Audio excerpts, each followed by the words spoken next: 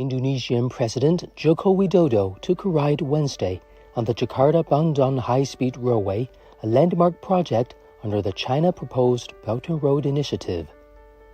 Speaking highly of the efforts made by Chinese and Indonesian workers, Widodo said the Jakarta-Bundong high-speed railway would officially start commercial operation in early October. Widodo described the train-taking experience as smooth and comfortable. He expressed his hope for the Indonesian people to use public transportation more frequently to ease the traffic pressure between Jakarta and Bandung.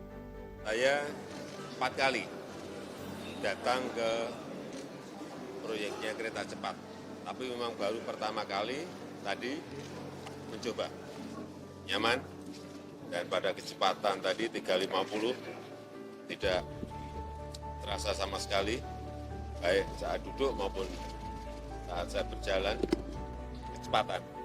Kita harapkan ada perpindahan dari penggunaan mobil pribadi ke kereta cepat, sehingga kemacetan di jalan bisa dikurangi, polusi bisa dikurangi. The Jakarta-Bundong high-speed railway connects Indonesia's capital Jakarta and West Java's provincial capital Bandung.